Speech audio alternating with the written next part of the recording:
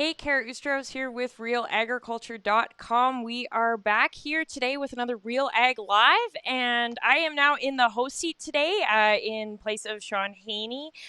So this is my first time in the host seat, so be kind, be nice, and bear with me as we get through this. As many of you know, my main focus with Real Agriculture is agronomy, so naturally, as we head into this Real Ag Live, we are going to be talking agronomy. So, if you have any questions, please, whether you're watching on Facebook or Twitter or Twitch or YouTube, wherever you're watching, just enter your comments into the comment box and we will be sure to get to them. So, today I have here with me Jeremy Boychyn, who is Agronomy Research Extension Specialist with Alberta Wheat and Barley Commissions. How is it going today, Jeremy? It is going wonderfully, Kara. I'm happy to be on here with you. At first, I was a little hurt that Sean didn't want to hang out and chat. But when he said he was sending in his second best and not Lindsay, just Not wanted Lindsay. to put not Lindsay, just wanted to put that in there. I'm happy to be here. I'm excited to chat with you. Awesome. So we are now in the time of harvest. A lot of producers they already have their wheat and barley off, or they're getting to the point of getting it off. But a little bit of a crop update. How are things looking out there, and what sorts of things are you seeing across the province right now? Yeah, I mean, it's funny we get to harvest each year, and every year, harvest in spring, it reminds me that Alberta is essentially three provinces in one. I mean, it really depends where you are. You chat with producers in the southern part of the province, and things have been coming off in general pretty good. Some of the later seeded stuff maybe got hit with some of that heat. The canola, I've kind of heard up and down on how that's going, but a lot of the wheat and the barley has been coming off wonderfully. Some yields, some guys I've been chatting with have seen yields that they haven't seen before on their farm. So pretty happy. I mean, we're thankful for all that spring moisture we got. And from what I've heard, quality has been great as well. I was talking to a producer, an hour and a bit southeast of Calgary. He was looking at 75 bushel wheat and 14% protein. So if we're looking at things like that coming out of that part of the province, we're looking at a pretty good year. But as you move north, things become a little bit more dicey. We had some excess moisture in some regions as you get closer to Edmonton. I think when we hit the beginning of the year, we had excess moisture and things were drowning out. We had some challenges. We had crop we had to take off still too. And then some of that crop really had some wet feet early in the season. But then things kind of balanced out and we got some timely rains and things are coming off decently. I think they're coming off a little bit less than what some producers were hoping for. You hear last year I got this number and I kind of expected that this year. And I think we're maybe kind of forgot how the impact of early season wet feet can impact the crop. Spike set on wheat and barley really is set in that 4 to 6 leaf stage. So if you have high pressure, high stress during that time, even if you have good seasonal conditions after that, that yield potential is essentially set at that point. There's only a certain amount of spikes on those heads. I mean, you can get some later tillers, but are those really that beneficial? So that's kind of give or take depending on the region. Some regions are looking at decent yields. Some aren't really getting where they want, and the protein is sitting about the same. But a lot of those regions in the north, we're still looking at maybe only 12, 13, maybe up to 20% harvested at this point. So we're still getting an idea of what things are looking like. One of the challenges that thankfully has kind of dissipated at this point is the smoke, which I'm sure you were going to ask me about at some point. But that was kind of slowing guys down as they were starting to move in the morning. So, but I think things are humming along. Feels like an open fall. So I hope guys are feeling optimistic. Absolutely.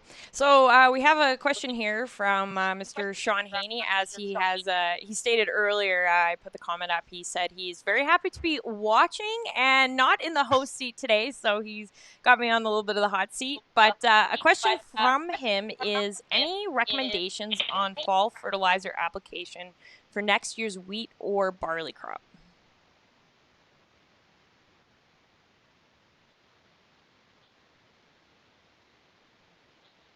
Oh, I think we might have lost Jeremy here. Maybe. Oh, is he coming back? This is how the live likes to work sometimes. Oh, he's coming. Maybe, maybe not. He just probably didn't want to talk to me. Heard Sean wasn't going to be here. I see he's laughing on that end, so he's probably having some sort of good time. Yeah, so smoke is no longer bothering us here in Alberta. And Jeremy, please come back as we are losing you. Come on, Jeremy. So yeah, if you guys meanwhile while we wait for Jeremy to come back in, hopefully he does here soon. One of the things, like I said, I am a focus on agronomy here at Real Agriculture. So a lot of the for those of you that don't know what they are, we do crop schools, which are agronomy based schools. They're 5-10 minutes. And now there goes Jeremy. So we're just gonna take a second here and pull him back in. And once we do so, I will just get my Jeremy back in here.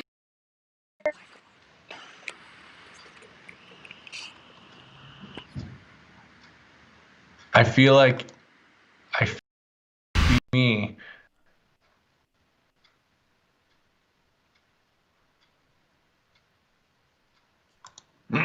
Okay, so we got some technical difficulties here, but I believe we are back in here right away with Jeremy. And we are good to go right away here. So I will get Jeremy right back in here. I don't actually believe he's back. So, anyways, we'll go back to talking about our crop schools here. One of the things we do here at Real Agriculture is we do 5 to 10 minute agronomy videos throughout the season. So, anything from markets throughout the year to different things we talk about.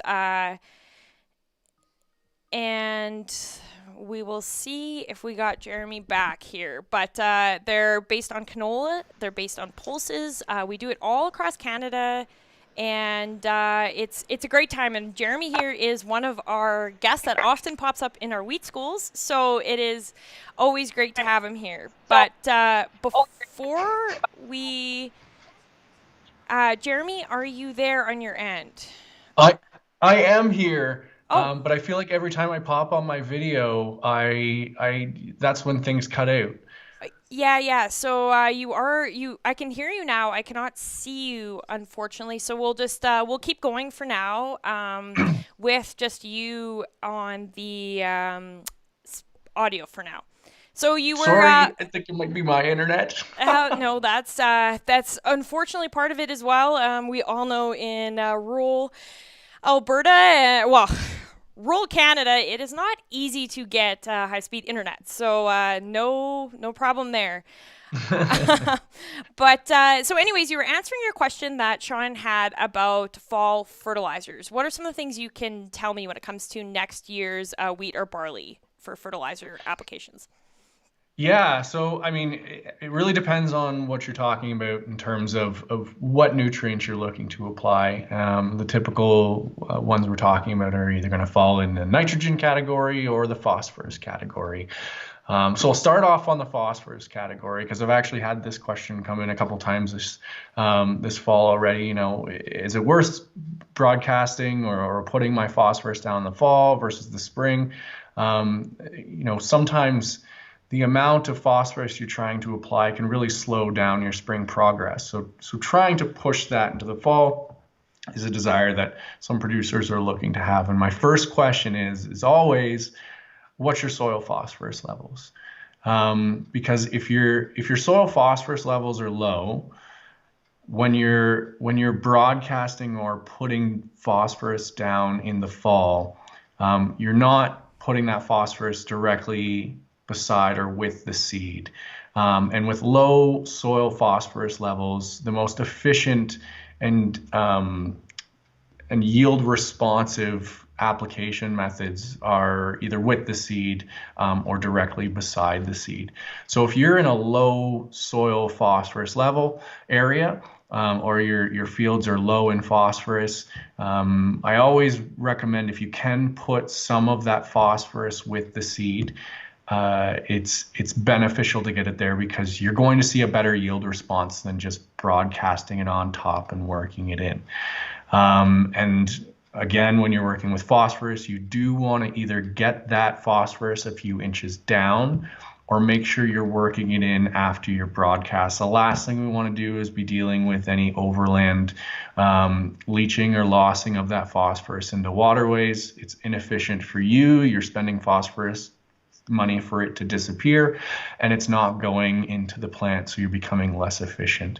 So those are kind of the big things that I kind of talk about when the question comes in of, should I be applying phosphorus in the fall or in the spring? And sometimes you don't have to choose one or the other.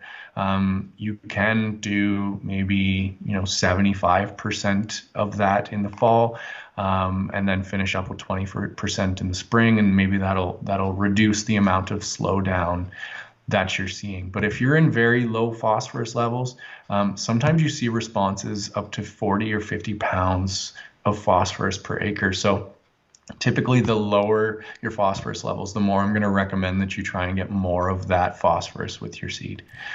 When it comes to, No, go ahead. sorry, go ahead.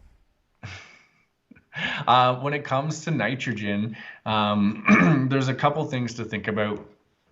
The first is, are you in a high risk area when it comes to denitrification and loss and leaching?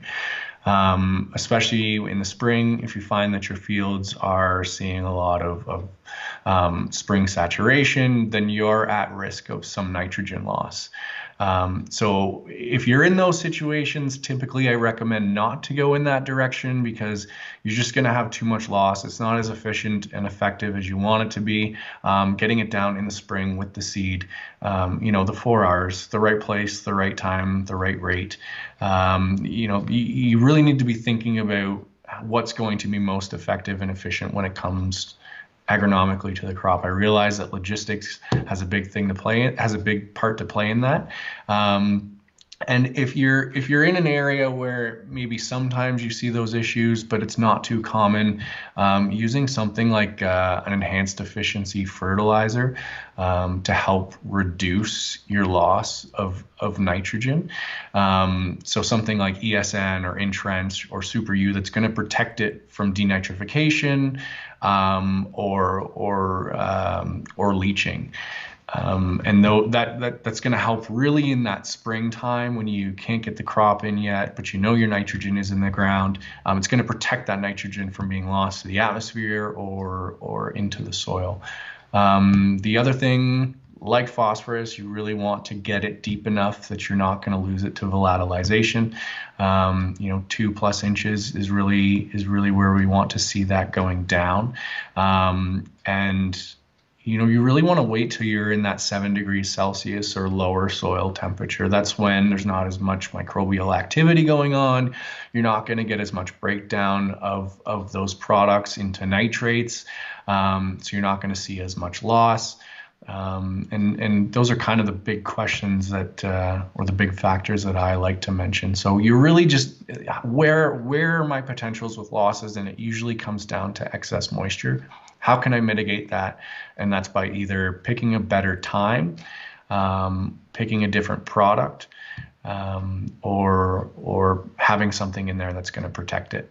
And sticking on the topic of moisture, Danny Otbright here has a question that says, how much moisture is removed from the soils via a fall tillage pass?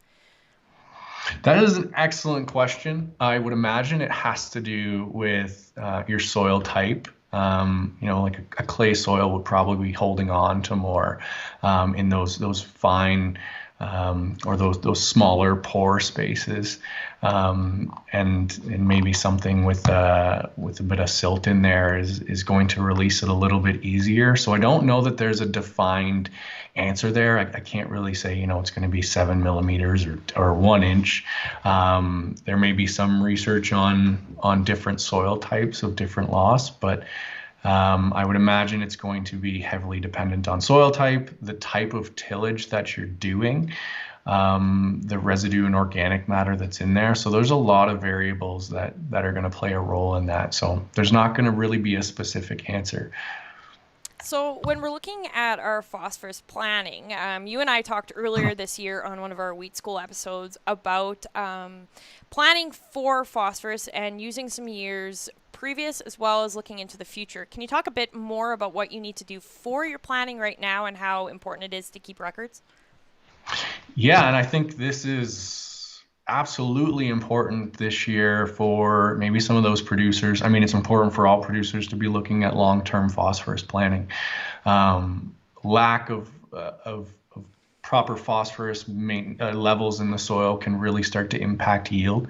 But those producers that are pulling off higher than expected yields in the south, likely they did not fertilize phosphorus for those levels, especially after maybe in some areas 3 years of drought. So I'd imagine there's a lot of producers that pulled back on phosphorus levels, which means maybe we're fertilizing for 35, 40, 45 bushels, and we're seeing, sometimes in the 50s, or maybe even up in the 60s, who knows. But if you're seeing those differences in how much you applied versus how much you removed, you're creating an overall deficit in that soil. So if that happens year after year after year, where maybe you applied for 40 bushel and you get 45 or 50 for 3 years in a row, well, you've created that phosphorus deficit over those 3 years. And sometimes I see it's almost like we, forget about that year, we push it back and we say, okay, now we're planning for this coming year. What's my new yield potential? And now I want to apply phosphorus for that. And we forget that in the previous 2 or 3 years, we've pulled off more than we've actually applied. And this doesn't matter if you're doing, a kind of a maintenance or a build kind of phosphorus plan, or you're topping up your phosphorus levels to reach your yield goals, accounting for what's in the soil, or you're just straight applying total phosphorus for what your yield goals are. It doesn't matter which method you're doing.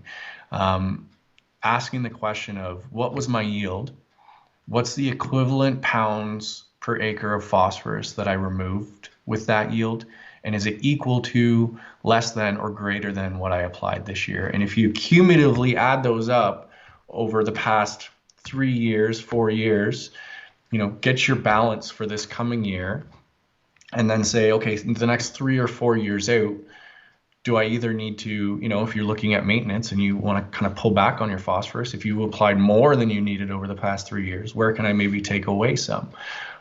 Or if you're looking to build, where can I add in? Where is it safer to build in? Typically in your cereals, you can find more space to add in more phosphorus than something like canola, with seed safety concerns. So taking a look at that historic, what's my balance, and then asking the question of, over the next 3 to 4 years, how do I account for that balance? And you don't build that 8-year plan and then say, okay, I'm going to address this again in 4 years when I reach the end of my plan. Every year that plan shuffles forward a year. It's like, okay, well, now this is what the balance is. How do I readjust my next 3 to 4 years? And it sounds cumbersome, but once you have that plan and that structure in place, it does become much easier and simpler to think about that moving forward. It's really going to prevent you from getting in a position where maybe you're spending too much on phosphorus, you're over applying because you're already in the position you need to be, or you're slowly eating away at your phosphorus levels, which, if we look at research that Ross Mackenzie has done in the past, lower phosphorus level soils typically are not able to reach full yield potential. Even if you are applying the appropriate amount of phosphorus to reach that yield goal, more often than not, those low phosphorus level soils will not reach the full yield potential. So, staying on the same sort of topic here with fall fertilizers, Jim Hale out of Saskatchewan has a question for you off of Facebook, and he's saying, are you recommending for producers to stay with conventional macro type fertilizer versus some of the newer alternative products that are on the market? What kind of newer alternative products are you talking about, Jim? Yeah, that's the real question. I'm sure Jim will tell us here in a second, but do you overall recommend staying with these conventional macro type fertilizers? I mean, they have shown consistent results in the past. They have provided proof that they do provide a yield result, and the return on investment is there. Um, so I wouldn't be pushing producers away from utilizing those, but I am really curious as to what other products he's talking about. But to me, it really comes down to, I mean, return on investment needs to be there, and the phosphorus balance still needs to be maintained. And maybe he's talking about some of the new products that are said to release unavailable phosphorus that's in the soil that's being held up, maybe microbes that help release more tied up phosphorus. But to me, it really comes down to, are we creating a balance or a build in those soil phosphorus levels? If you're using an alternative, and I'll use quotations even though no one can see me, alternative phosphorus source, and you're only applying 5 pounds of phosphorus a year, but we've seen the research, we know how much phosphorus is pulled off of grain if you're pulling a 40 or 50 bushel crop. And if you're seeing an imbalance between what you're applying and what you're removing, then you're still working towards a deficit. So Jim here is actually saying, he says humic acid, so low salt pea products. Yeah, so I wouldn't say I'm super experienced in the humic acid. I have read a little bit into it. I know there's some research that's been done globally. I know there's not a ton of research done in Alberta, so I can't really speak to what Alberta or maybe Saskatchewan producers can do. But I know in some greenhouse studies it's shown benefit in increasing nutrient availability, but without kind of solid prairie research, it's really hard for me to give recommendations one way or the other. I mean, I applaud producers for trying some of this stuff, and I mean, if you guys are seeing results on humic acid comparisons, I would love to hear about those results and what it's doing. And I know it's kind of something that's growing in interest, because there's potential there for it to provide value. So I definitely wouldn't say to walk away from that, but I definitely wouldn't say to not be considering your application versus removal at this point. But I would say I think there's more research that needs to be done on humic acid before we start converting ourselves to that method. And I think some of that research is kind of on the brink, and we should be seeing more of it soon. Absolutely. So, switching gears here a little bit, insects. It is now the time of year that you'll be telling producers to start scouting for those wireworms. What can you say about wireworm scouting and the importance of getting out and doing it now? Well, actually, Kara, wireworm scouting is super important in the spring. Um, so I mean, wireworm scouting is super important in the spring, and I mean, we've seen a lot of damage. I've had multiple calls this year, a couple of producers trying to overseed crop that had been significantly impacted by a wireworm that didn't get a treatment. And it almost seems like wireworm starts in small little patches that are almost non-noticeable.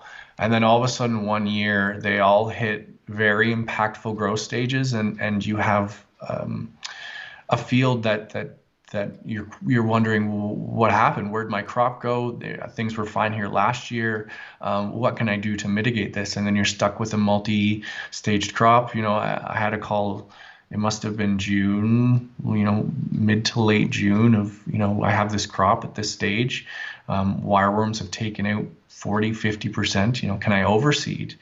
And typically the recommendation is no. I mean, you're dealing with multi-staged crop, which means your disease mitigation factors, your nutrient use efficiency goes down. You're dealing with competition issues, intraspecies, so your wheat's competing with your wheat, and it's not a very efficient method.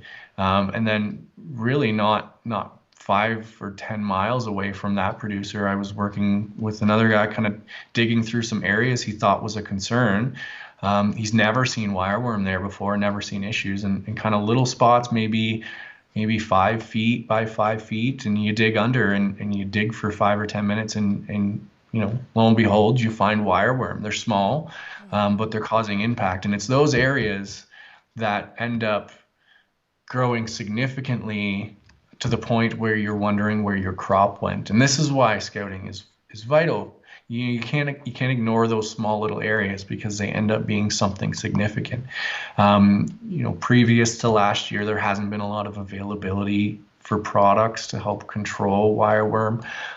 Luckily, we've seen some stuff come out from Corteva, and I believe BASF has their wireworm product that'll be coming out next year. I think they're aiming for that. I'm not sure whether that's for sure, but they are aiming for that. So there are becoming options to help control. Haley Catton is doing a lot of research on wireworm, on cultural methods. Are there ways that we can avoid wireworm through certain rotations or certain crops? What's the actual life cycle and movement of a wireworm? It's interesting because a lot of the wireworm research prior to what Haley Catton was doing was really done in the 50s and 60s before we came up with control methods. Once we came up with control methods, we said, we don't need to know anything more about these. We're killing them fine. And then we lost those control methods, and now we're stuck sitting on our hands. I mean, now we're not because we're getting new control methods, but we were stuck sitting on our hands, really not having too much of a clue about this pest, how it moves, where it moves. So it's good that Haley is doing that research, because if we ever get to that point where we can't use some of these products again, it'll be valuable to have that information about their life cycle and cultural mitigation methods. They're really interesting pests that they can live for 5-7 years in the soil easy. They can reverse molt if there's not enough food. So if you don't seed something that they'll feed on, they'll just sit there and wait and reverse molt. And then when you put your wheat or your barley crop in there, they'll go and feed and grow again. They generally stay in the same area. They just kind of dig down deep during the winter, and then once spring comes, they'll poke back up and feed on whatever's producing the most CO2, which is typically your crop. So they're a challenge to control. So I'm hoping as we move forward with some of these new control products, we will find some mitigation methods. Absolutely, and there's kind of a fun conversation going on in our Facebook comment section right now. Jim Hale is saying he had a neighbor tell him that because wireworms have no pancreas, they can't handle sugar. So he's applying sugar solution to his seed. And in brackets, he writes, "Yeah, I have weird neighbors." So have you heard anything about that, or any sort of research around that? I have not heard anything about sugar and the potential for that being an impact to wireworm.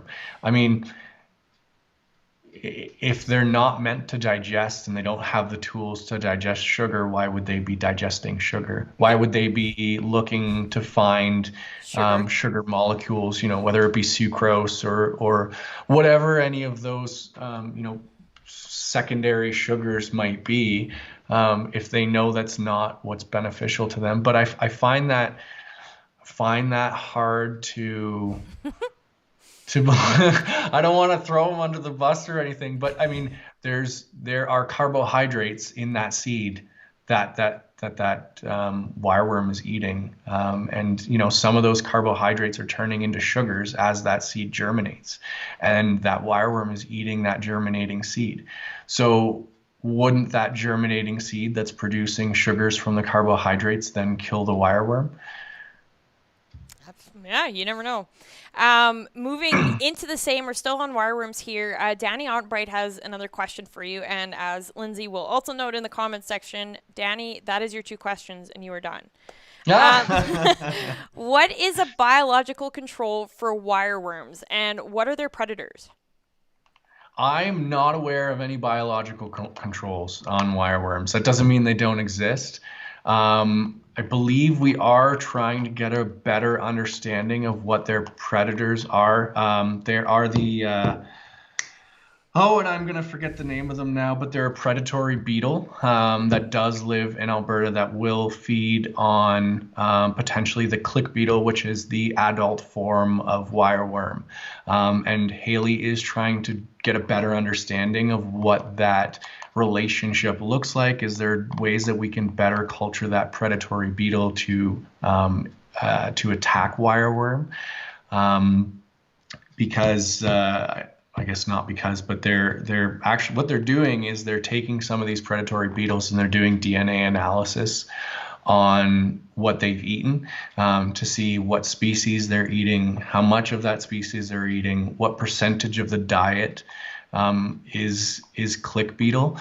Because if we can control more click beetles, then we can control how many of those wireworms are being put into the soil. And I mean, this really ties back to the rest of our research, which is getting a better understanding of where the click beetle likes to lay their eggs, why they like to lay their eggs there. So Danny, I can't think of any cultural or not biological controls at this moment. I'm hopeful that based on conversations I've had in the past that there are people looking into that direction, because I think that's a desirable direction to go in, but I don't know of any right now. Danny, do you know of any? Have you heard of any? I will get him to follow up with you if he has heard of anything for sure. I So, guess Lindsay gave him the cut, so we can't say anything anymore well, no, he anyway. does. He does get one follow up question. So, Danny, Okay. you do have one follow up. You have not been silenced yet. Um, but before I let you go for the day here, Jeremy, Alberta Wheat and Barley Commissions had their first year of their Plot to Farm program this year. Can you quickly touch on Plot to Farm and what sort of things you guys actually got out of your preliminary results? Yeah, absolutely. So Plot to Farm, it's certainly not a novel idea that Alberta Wheat and Barley came up with. There's a few other commissions, Alberta Pulse, the Manitoba Wheat and Barley, which would now be the Manitoba Crop Alliance. They have had something similar running for the past few years. And actually, one of the most longstanding ones that I'm aware of would be the Nebraska Extension Network. And really what it is the commissions or extension network works with the producer to develop research protocols that the producer can implement on their farm. It is asking the question of what question does the producer want to answer on their farm, and how to best answer that through a farm-sized trial. Sometimes the translation from small plot research to large scale research or not large scale research, but on farm results can kind of vary. So giving the tools to a producer to do a strongly scientific or a strong scientific comparison between a couple different treatments on their farm to give them strong results. The overarching goal would be to have numerous producers across the province enacting some of these protocols and then communicating between each other and with the commissions as to what results are we seeing, what new challenges might be presented from the results we're seeing, and what steps moving forward. So we did 2 trials this year as kind of a launch year. We did seeding rates on barley, and that was done in car stairs. Kind of unsure results at this point. We think some hail damage from previous years may have caused some variable results. So a learning lesson there at this point. The other trial was in Olds, where we did a comparison between Goodwin and Foremost. Goodwin is a new variety of CPS that's looking like of interest, and Foremost obviously got kicked into the CNHR class. So the question was, is it a better opportunity to move with Goodwin? And it turned out on that farm that it wasn't an advantageous move. So it really, I mean, we chatted with the farmer as the results were coming off, and they were pretty strong results. So it's helping him make that decision, move forward.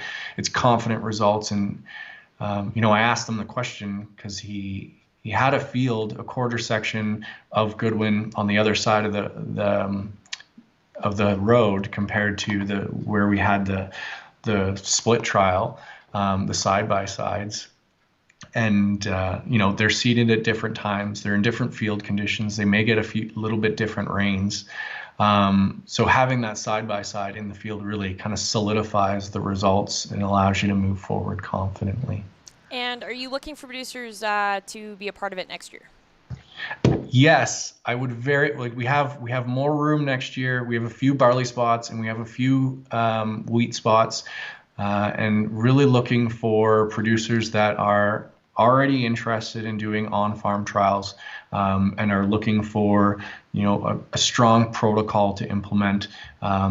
We provide some funding to support enacting those protocols, so you can bring an agronomist on farm with you and kind of help enact those to make sure that you're pulling off results that are that you're confident with moving forward. So if anyone wants to be a part of this in Alberta, growing wheat and barley, feel free to reach out to me and we can work together building something.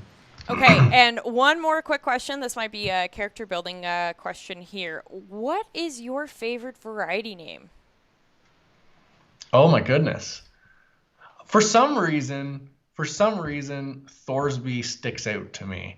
I don't know why, but Thorsby, that one, it rolls off the tongue. It sounds nice. It sounds like a good strong crop that I would want to put in the ground, but that's just me. I don't. Yeah, I see it. Okay, well that was a very quick 40 minutes here, and we are out of time, so we're going to wrap her up, Jeremy. But thank you very much for joining us on RealAg Live today. It was great to have you on, Jeremy, and thanks to our audience for joining in, and thank you for all your questions. It is always great. Don't forget to join in to RealAg Radio on Sirius XM, Rural Radio 147 at 2:30 p.m. Mountain Standard Time to hear today's episode of RealAg Radio. And if you love agronomy like I do, then tune in on our Monday show, which is Agronomic Monday. And for the rest of you, good luck with the rest of harvest and have yourself